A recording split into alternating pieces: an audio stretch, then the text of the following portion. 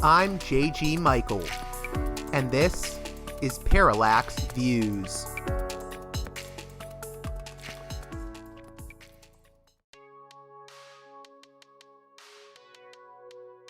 Hey there, Parallax Views listeners. Independent media matters, and your support makes it possible.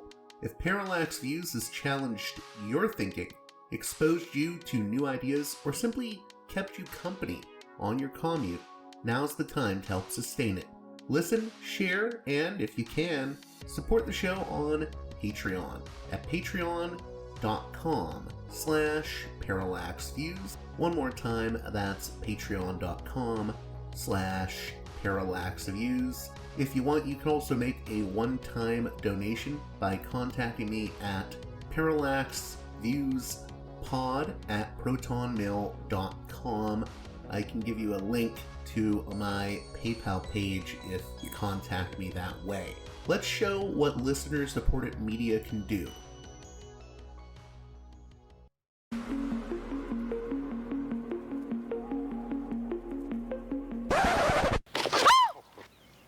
Excuse me, Oh, Laurie. Mr. Brackett, I'm sorry, Mr. Brackett. Oh, I didn't mean to startle you. That's all right. You know, it's Halloween. I guess everyone's entitled to one good scare, huh? Hey there, Parallax Views listeners. We continue our spooky season series of Parallax Views episodes with Marta McDowell, author of Gardening Can Be Murder: How Poisonous Poppies, Sinister Shovels, and Grim Gardens Have Inspired Mystery Writers. Think about it. Deadly plants, razor-sharp shears, shady corners, and ready-made burial sites. Gardens make an ideal scene for the perfect murder. And Marta McDowell is going to be talking all about that with us. It's rather fascinating how much gardens have figured into the mystery novel, and this is a perfect listen for Halloween season. But before we get to the conversation, I want to remind you that other than my one sponsor, the great and mighty Mike Swanson, it is you, the listener, that makes this show possible. So if you can, please support me on Patreon at patreon.com/parallaxviews. One more time, that's patreon.com/parallaxviews. Also, check out wallstreetwindow.com. That's my sponsor, Mike Swanson's website. It is a great trading and financial news website. You can get the newsletter there. Mike is a straight shooter. I've had listeners actually make return on investment from his trading tips, and you can also get a copy of his free ebook if you sign up to the Wall Street Window newsletter. That ebook is The Twofold Formula, the single best trading pattern I've ever used. You can get that, again, free as an ebook if you sign up to the newsletter at wallstreetwindow.com. I highly recommend it. And with that being said, let's get to the conversation with Marta McDowell.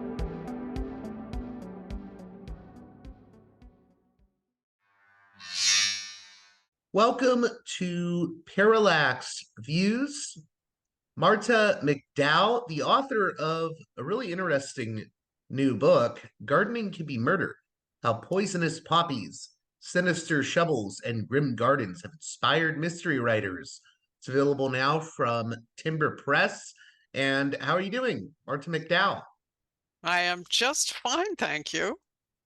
This is the perfect book for the spooky season. But before we get into it, maybe you can give a little bit of your background. You're both a fan of mystery novels, of course, and you do work in gardening. You even lecture on the topic. Absolutely. I love to garden and I love to read. So that's a really great pairing. And I'm a career changer. So I took up full-time gardening when I was about in my 40s, and along with that, garden writing. So it's been a really fun mix of what to do next. What was your first experience with the mystery genre? How'd you get into, mystery novels? Well, let's see. I was the youngest of four, so I started out with my my brother was the oldest. He had the Hardy Boys, so I read the Hardy Boys. My two sisters had Nancy Drew, and I read through those. And then we went to the public library, so I would, take out stacks of mysteries. So it's interesting to me. I don't think a lot of people necessarily think about the connection between, gardening and the sort of crime murder connection in mystery novels. So maybe you could talk a little bit about just how did the idea for this book come about? Well, I guess when I started to garden intensively, I was then really alert, like when you learn something new and then you see it everywhere. So as I was, reading mysteries here and there, it would pop up and I'd go, oh, that's interesting. Here's this book. It's called Mulch. They find the body parts in bags of leaves. There's all sorts of like gruesome stuff, but then the protagonist is also a garden writer. So I thought, well, that's really interesting because, as you say, it's not the first thing that pops into your mind when you think about, oh, gardening and growing vegetables and flowers. If you could you talk a little bit about, fictional horticultural detectives, detectives that are also gardeners in these novels? Absolutely. Well, the first horticultural detective goes way back, and that is Sergeant Cuff in Wilkie Collins' The Moonstone. So Wilkie Collins was this Londoner. He was a friend of Charles Dickens. So that's the period we're talking about. And Sergeant Cuff loved to grow roses. So roses appear all through the book. And that's really the very first gardener. The first modern detective story is really Murders in the Rue Morgue. Edgar Allan Poe I was going to writes up. say I love that, the Edgar Allan Poe story, and it is the first sort of detective story. Absolutely. And like Poe set it in Paris, even though he'd never been there. But it's a great story. Unfortunately, has nothing to do with gardening. Although there is one tiny reference to the Jardin des Plantes, the big botanical garden in Paris. But they were really, more interested in other aspects rather than plants. Anyway, when it crossed the English Channel, it suddenly picks up gardening. I guess the next really famous one that a lot of people will recognize is Miss Marple. Agatha Christie, Agatha Christie has legs. Let me tell you, as an author, when you go into the murder mystery section, there are all these new books, but invariably there's Agatha Christie. And so they just keep coming out with new editions or new adaptations of Agatha Christie. And Miss Marple was one of her favorite detectives. She lasted a really long time in Agatha Christie's writings. In fact, Christie once said, I should have made her like a teenager when we started out because she kind of aged out and, it got problematic because, here 20 years later, she's writing about a woman who was old to begin with. So anyway, Miss Marple lives in this little British village, St. Mary Mead. She has a garden around her house. She loves to be out in the garden, partially because she's something of a busybody. And, it gives her an opportunity to watch people. She said bird watching is also great for that because, you can stand out there with binoculars and people don't notice. So anyway, I love Miss Marple. Again, there have been loads of TV adaptations. Lots of different people have played Miss Marple. And so it was really fun to go through all of the short stories and all of the novels and find all sorts of, Miss Marple gardening references. I should also say, if you're kind of like sad that there are no more Miss Marples, there's a new book of 12 new short stories featuring Miss Marple, each by a different contemporary mystery writer. So that's really fun.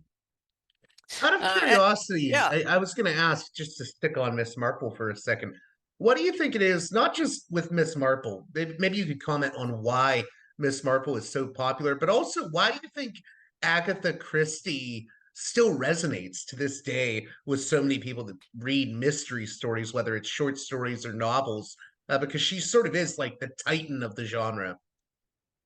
I think that her plots are really well crafted and her characters are really good. They're very rich.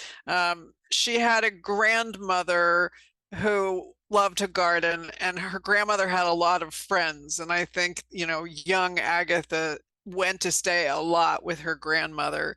And she always said Miss Marple was based on some of these women that, as a young girl growing up, she would overhear them chatting about gardening and this and that.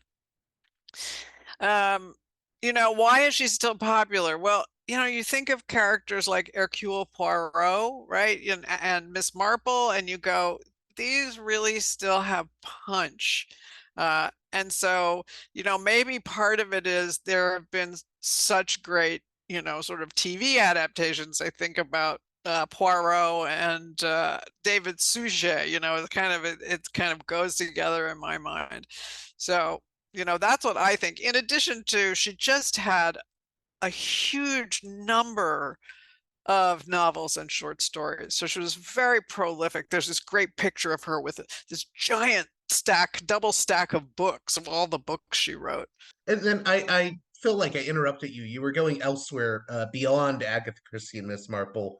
If you want to continue with that, I just wanted to stick on Christie for a second, but let's move on now.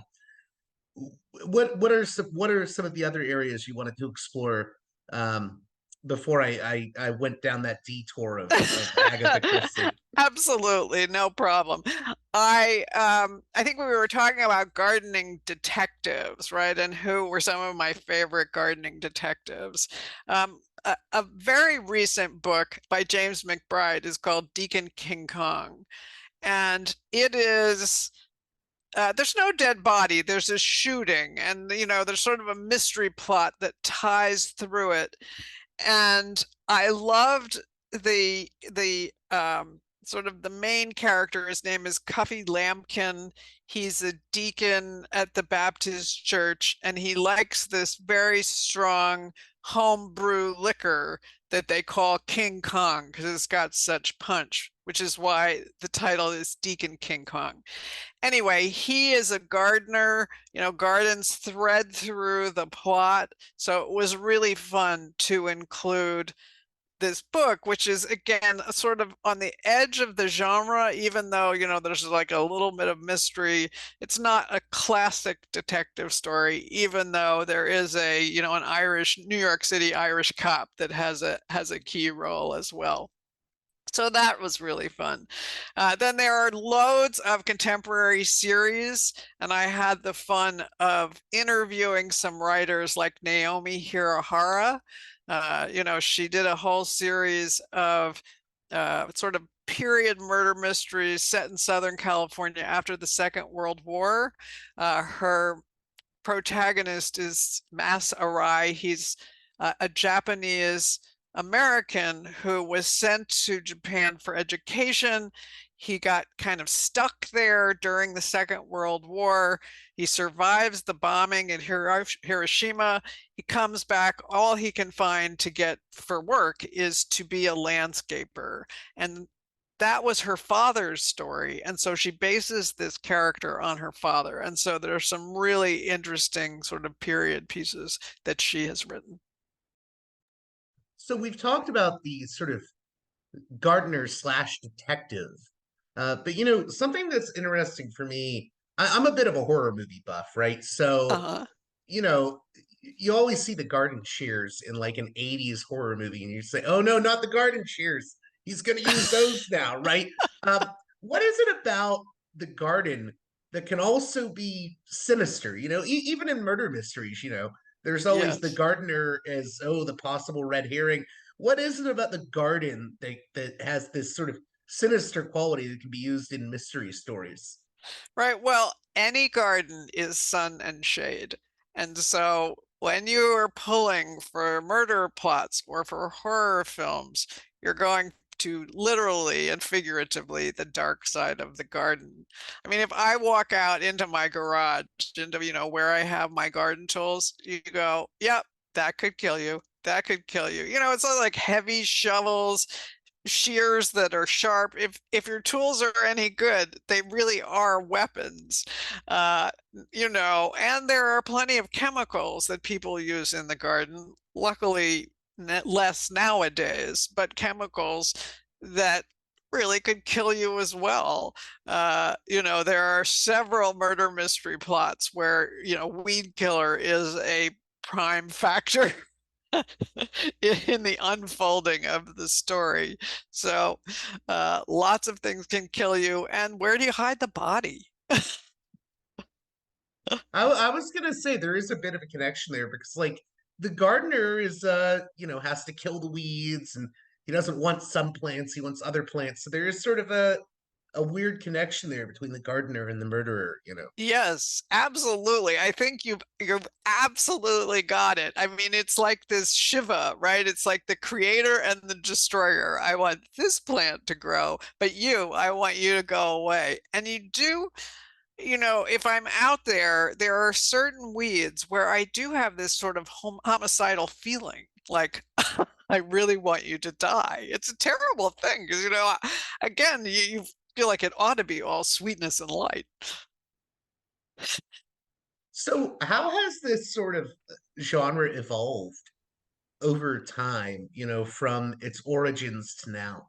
Yeah, I think there are major changes afoot, right?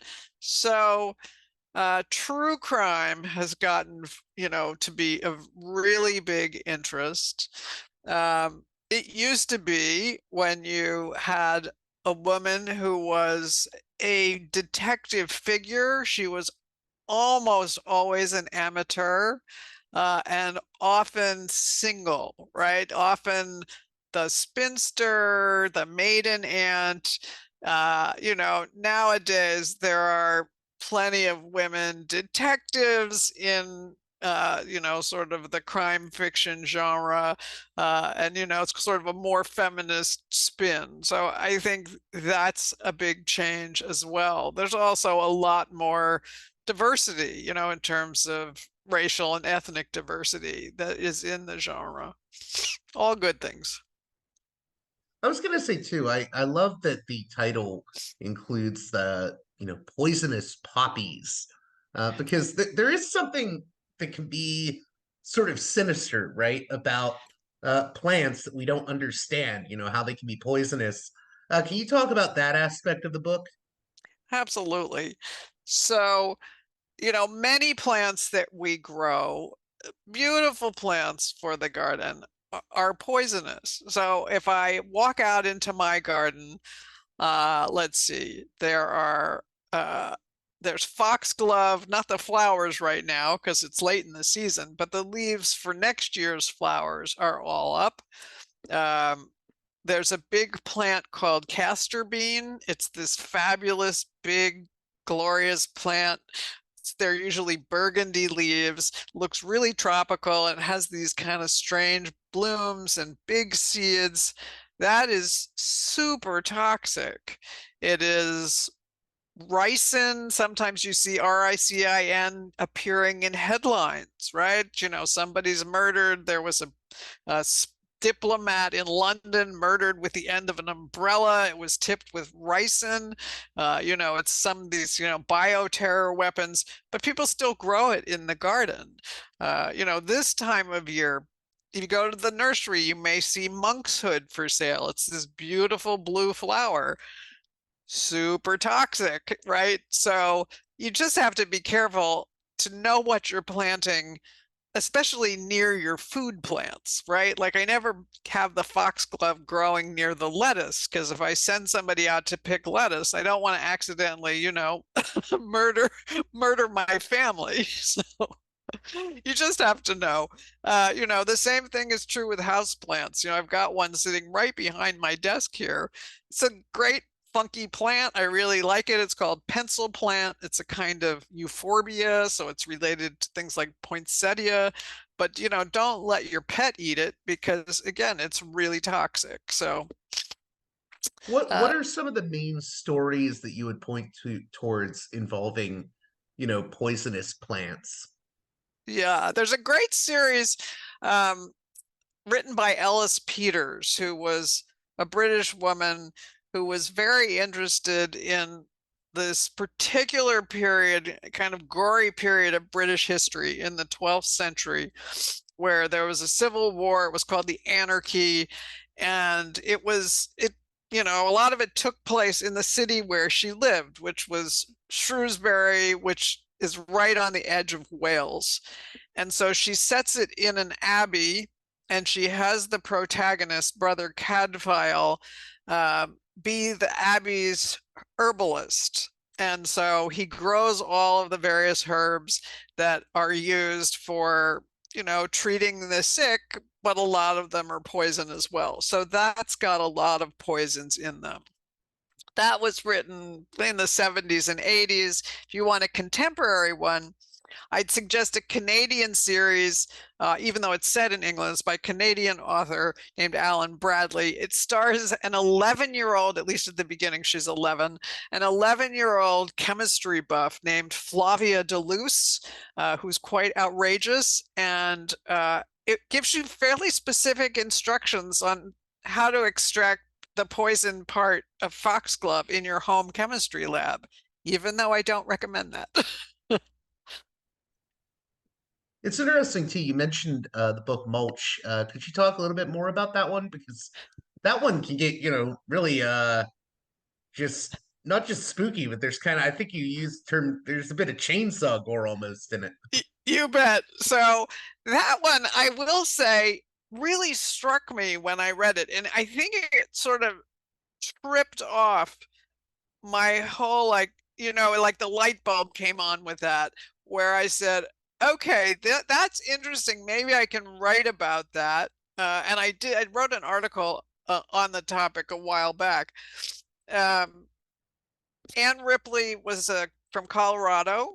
I think she was a retired journalist, sort of turned master gardener, and then she decided to write these mysteries. So her protagonist is also a garden writer and slash journalist, um, relocated to Washington, D.C., and it's Mulch was, I think, the first one in the series. It wasn't a long series. I don't think Anne Ripley's with us anymore. But it was really engaging. And again, it's always interesting to see, like, well, what sparks your interest and how does it carry through? Getting back to garden tools as weapons, I know you mentioned some stories in there like A Curtain of Green that relate to that topic. Could you give some recommendations for stories on the sort of garden tool as weapon in the mystery story? Absolutely. And I'm glad you mentioned that one because Curtain of Green was a real surprise to me. It's by Eudora Welty, who was a Mississippi writer of note, of, sort of uh, outside the mystery genre. So I was really happy to be able to include her. Mysteries sometimes get a bad name as being not literature. You know what I mean? Um, so I was glad to, have someone else kind of represented there. Um, so anyway, let's talk about different mysteries that you might look for murder weapons. So there's a really interesting series set in Singapore by Ovidia Yu, YU. I assume that's how you pronounce it. And all of her mysteries have some kind of tree in the title. So the mimosa tree mystery, for example, That's the World the War II one, right? Or takes place yes, during. Okay. yes. And so, it's interesting because Singapore was a British colony. It's invaded by the Japanese, but it's a local young woman who is the protagonist. So you see it from her eyes of, this local Singapore young woman, and how the colonial sort of overlay impacts her, and then how the Japanese occupation impacts her. And in that particular mystery, the murder weapons include an ornamental rock from the garden. I have a lot of rocks in my garden, so I kind of, I really associated with that. And then a pole pruner. So, you go like, which a pole pruner is this long pruning shear on a stick, that you use to prune trees. So, that was fun as well. I was happy to see that you had a whole section that sort of deals with the king of the detective genre, in my view, Sir Arthur Conan Doyle, who, for people that don't know, he created Sherlock Holmes. If you've been living under a rock, folks, but maybe you could talk about that section and just how Arthur Conan Doyle plays into your book. I I'm glad that you brought him up, because I remember reading the complete Sherlock Holmes on a car ride. I think I was probably in college. And so my father was driving, and he was driving us to see my mother's family. So we were going from New Jersey to Illinois and back. And I had this giant book of Arthur Conan Doyle's The Adventures of Sherlock Holmes. And so I wanted to include Sherlock Holmes in this book, right? How can you talk about mysteries without talking about Sherlock Holmes? Uh, he didn't use gardens that much. So I thought, well, how am I going to do this? Well, it turns out that the author, Conan Doyle, was trained as a doctor, a medical doctor in Edinburgh at the time. So in the 1800s, if you went to medical school, you had to take botany, because that was like part of the deal. A lot of the drugs were still compounded from plants. And, a doctor had to know how much was poison, how much was therapeutic, because a lot of toxic plants in small amounts are actually used as prescription drugs even today. So I found out that the very first thing that Arthur Conan Doyle wrote was this little medical article about a plant that is a vine with beautiful yellow flowers. It's called Carolina jasmine, or what he called it was gelsemium, which is the botanical name. And it is toxic, but people thought it could be used as an eye treatment. And so he decides he's going to try it out on himself, which he does, and writes an article about it. And I'm glad he didn't kill himself, because if he had, we wouldn't have Sherlock Holmes. So that's the author's story. In Sherlock Holmes, he does use a lot of plants like opium, but he tends to use it like laudanum, which is an opium syrup used as a sedative, or he talks about opium dens. It's not actually the murder weapon. So one of the first things I thought about when I saw this book was I had a flashback to one of my favorite, old sort of I guess by today's standards, very creaky movies. It was a low budget movie from the 60s called The Little Shop of Horrors. And I immediately thought of, the murderous like Venus flytrap carnivorous plant. And I was happy to see that, yeah, there's also carnivorous plants that come up in this book. So can you talk about the carnivorous plant in regards to mystery stories? Sure. So I also love Little Shop of Horrors. Audrey 2 is the name of the plant.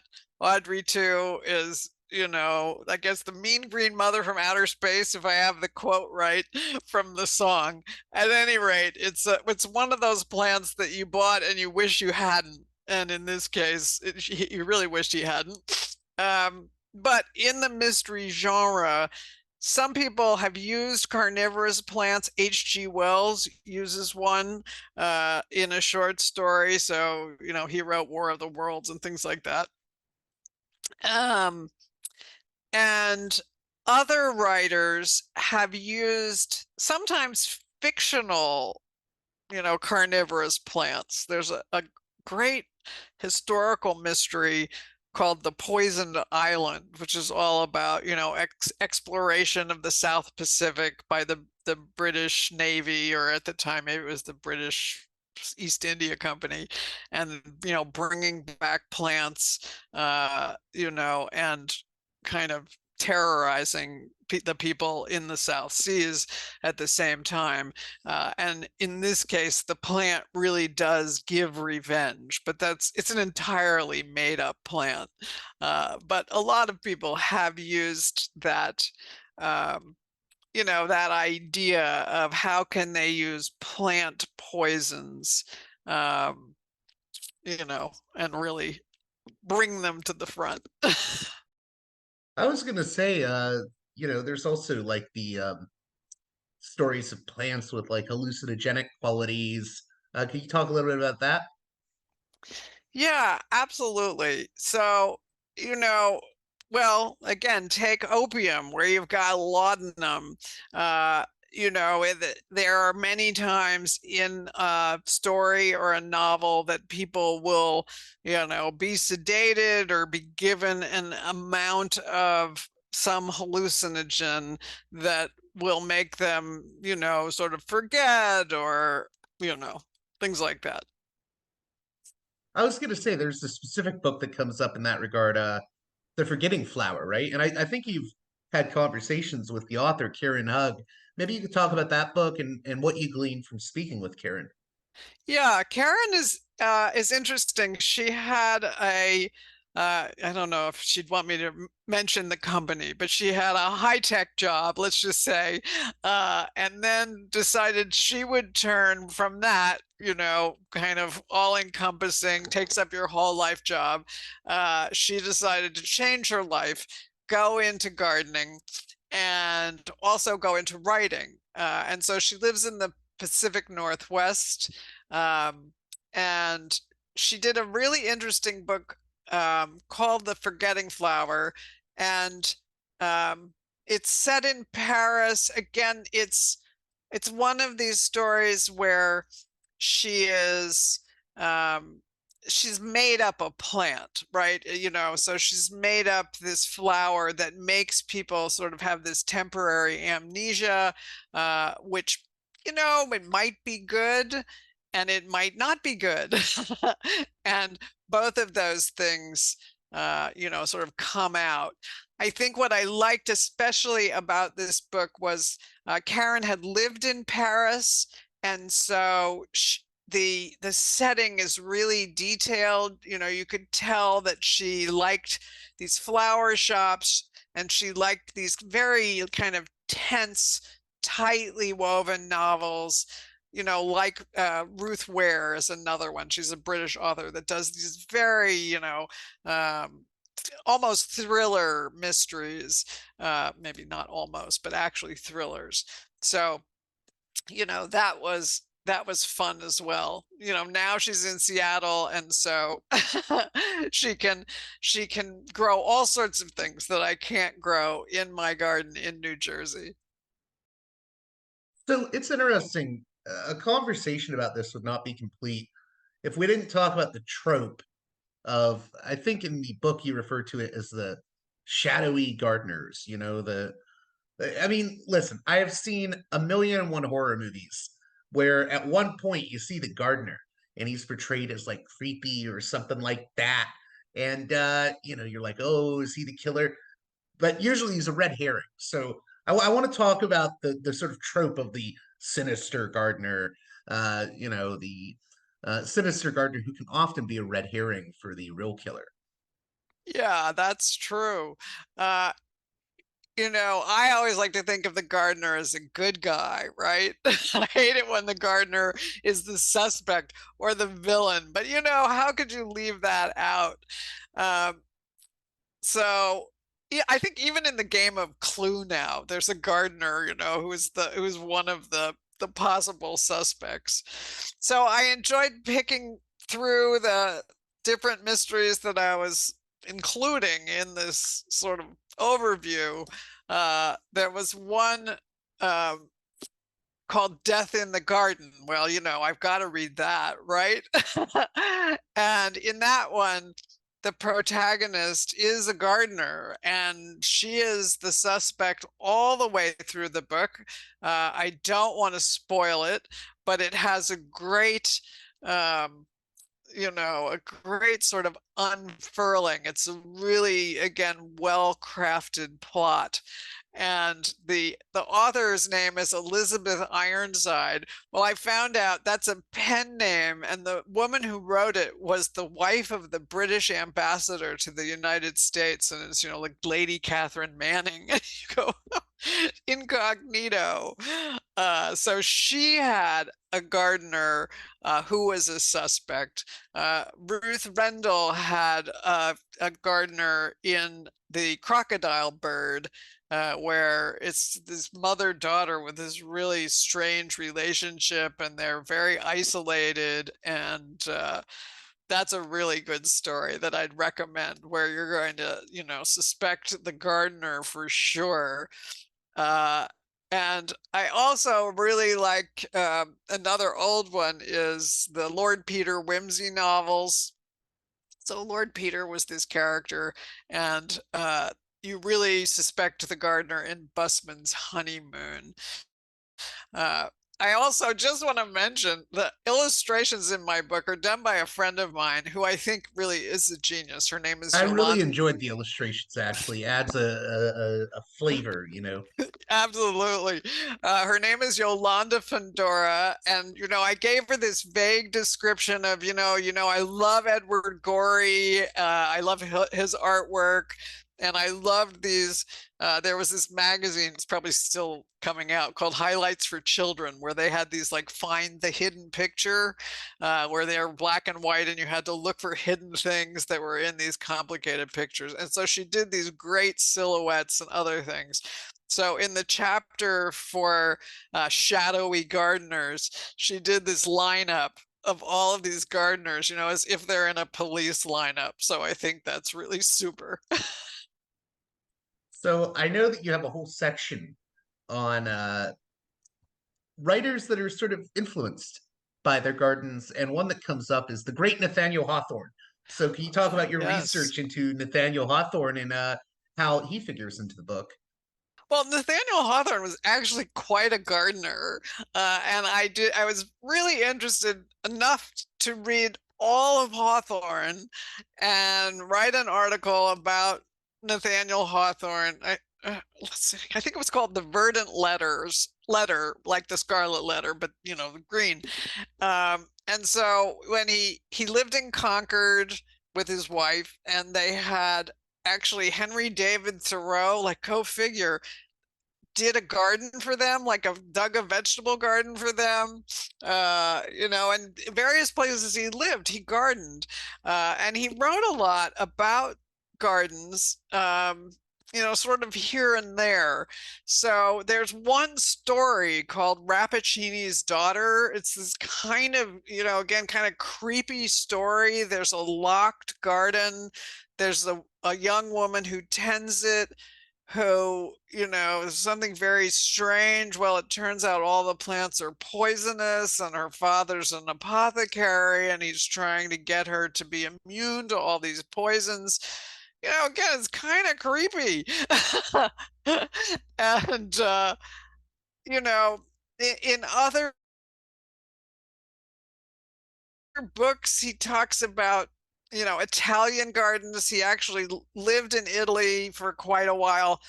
And so he wrote this novel, The Marble Faun, which is, again, it's kind of gothic more than crime fiction, but it's got a lot of gardening elements in it as well. Is there something arguably gothic about the garden?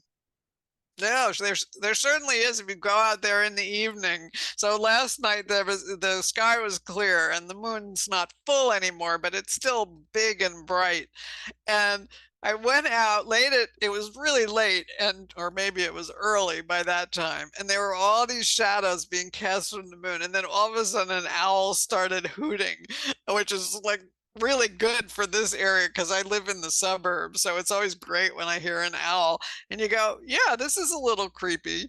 I have plants that bloom at night. So you really want to go out in the evening or at night to smell them. So I've got things like moonflowers and flowering tobacco. They're very fragrant in the evening.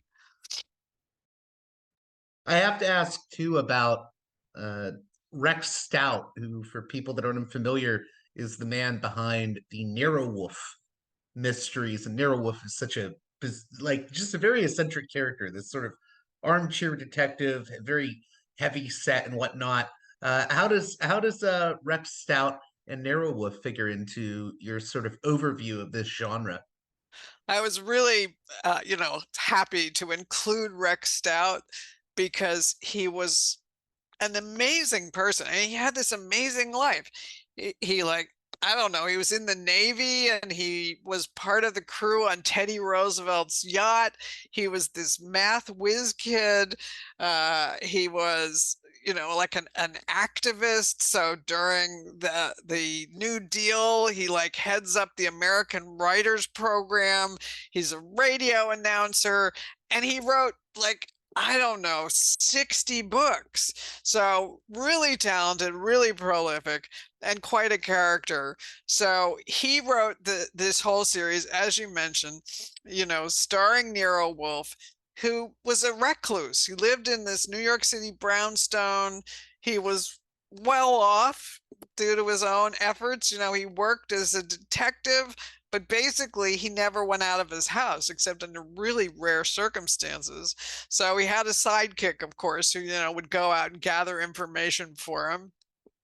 And he was a great orchid enthusiast. So his whole penthouse he made into greenhouses for his orchids. And he had a special orchid gardener who lived on the premises. And he had a chef because Nero Wolfe is a hefty guy and he loved to eat. But tons of orchids in the books, even though Rex Stout, he had a few orchids, but he had loads of houseplants. So if you've got people who like houseplants, Rex Stout had something like 200 of them. You can't imagine just keeping them all watered while he's writing all of these novels.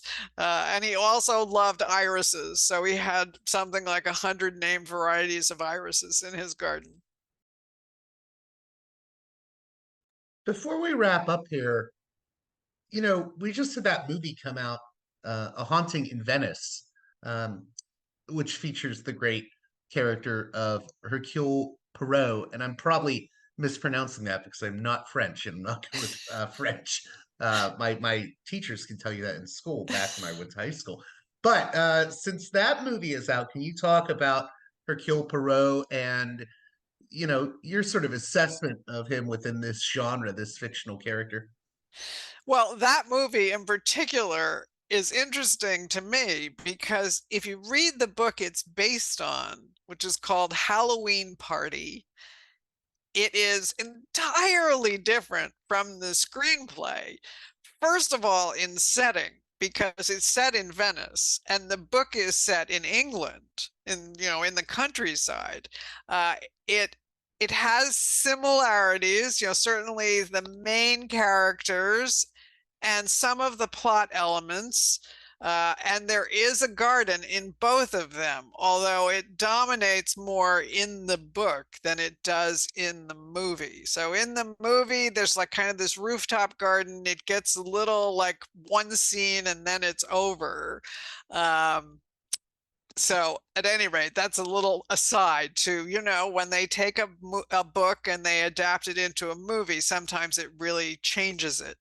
Um, Hercule Poirot, not a gardener, really interesting character. He was Belgian, he was French. Christie did speak French, so that it makes some sense that she decides to make one of her characters francophone. He talks about his little gray cells, always the puzzle. And I do find sometimes the Poirot novels where you go like, okay, you get all of these clues, and then a miracle happens, and he tells you what the solution is. I almost never work them out, but an interesting character. The only scene where she has him personally gardening is in some story. He's retired and he's, I don't know, growing a zucchini, and he's fed up and he throws it over the fence. So, closing out here, I want to get maybe your recommendations or your favorites of this genre. Sure. Well, I've mentioned a couple of them. I absolutely adore Deacon King Kong. Uh, I would say by all means, go get that. It's a relatively recent book. You can still find it, where books are sold or in your public library. You can listen to an audiobook of it as well. I really like Death in the Garden. It's an unusual mystery that is maybe not as easily available, but it's still in print. I mentioned Naomi Hirahara and her series starring Mas Arai. The one I talk about most is called Strawberry Yellows, but I liked all of her books. I've enjoyed books by Vicky Lane, by Cynthia Riggs. There are dozens of them. And then again, I love Rex Stout's Nero Wolfe, and the Christies. Really, it's hard to beat them for a good story. Yeah, I was going to say on that note, I failed to mention the Japanese style garden and how it figures into your assessment of the genre. Could you speak to that a little bit more? Yes, again, I was lucky enough to come across Naomi Hirahara because of another writer named Amy Stewart, who wrote a book, Wicked Plants. She's written The Drunken Botanist. She's written some great, great books. And she has switched from writing nonfiction to writing fiction. And so she now has a mystery series starring the first, and this is historical fact, the first female sheriff in New Jersey. Her name, the last name is Kopp, Kopp, so it's the Kopp sisters. And I wrote to Amy and said, Amy, in any of your plots, have you used gardening? Because I'd love to include your books. And she said, no, unfortunately not. But I recommend that you seek out Naomi Hirahara, because she writes really, these really rich books, and I think that you'd enjoy them. So, thanks to Amy there.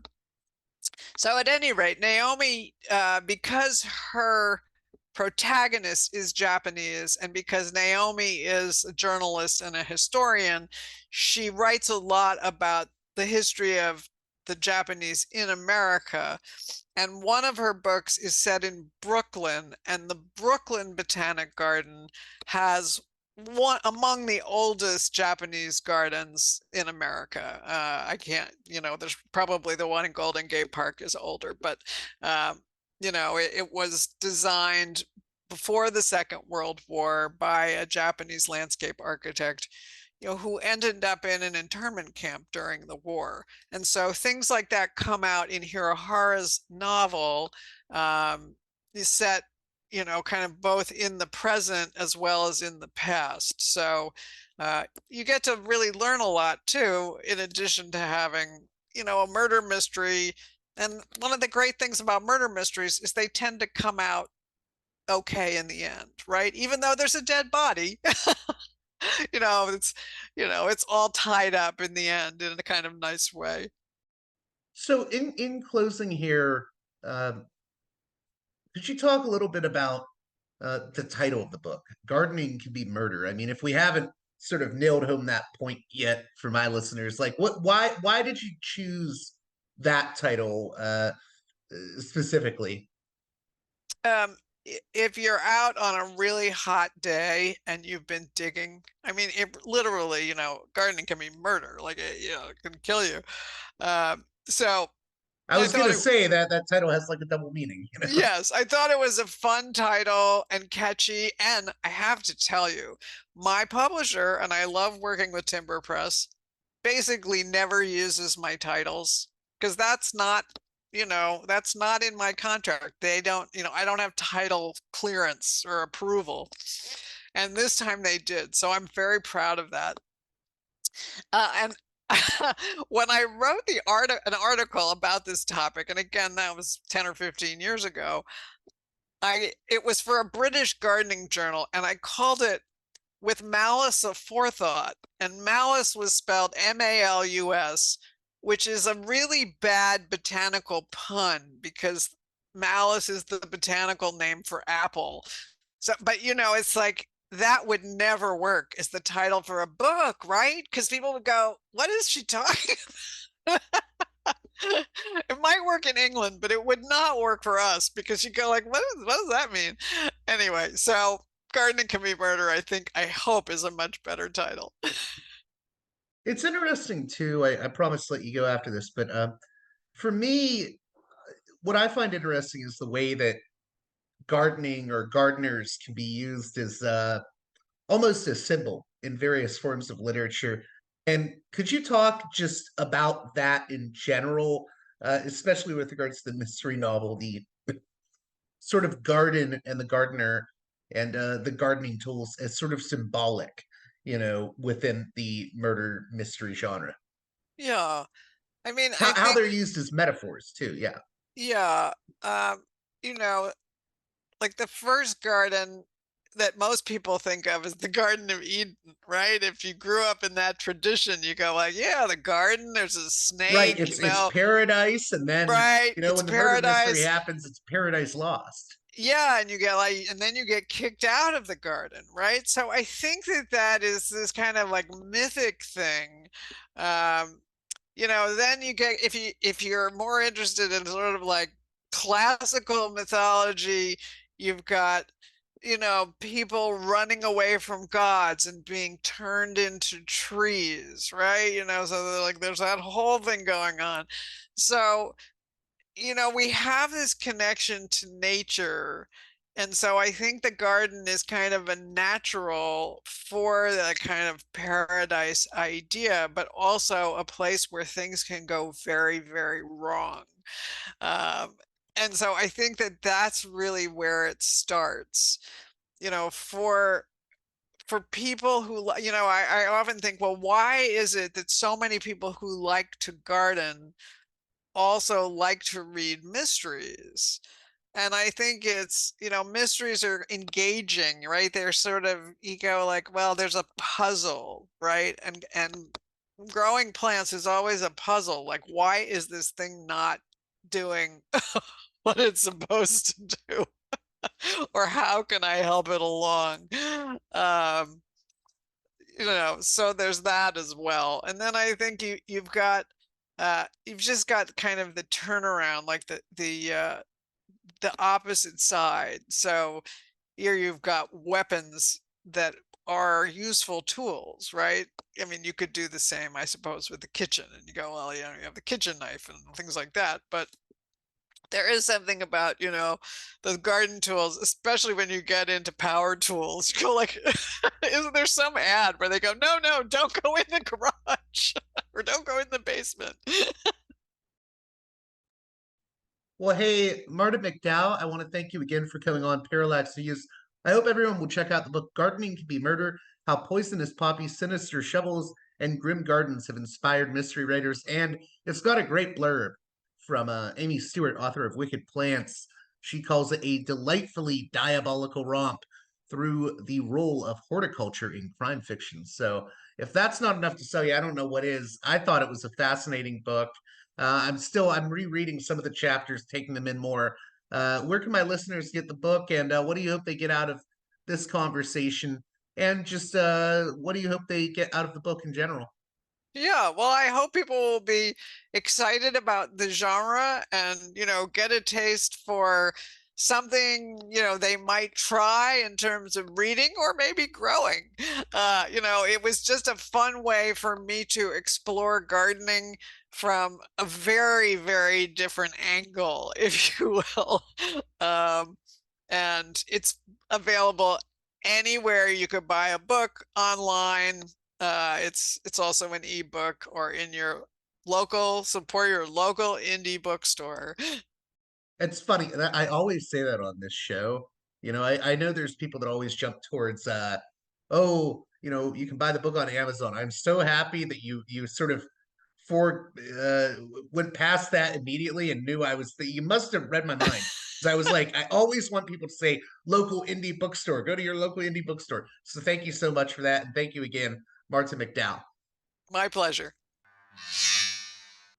A special thanks to my $10 and above tier supporters on Patreon, who make this show possible with their generous donations.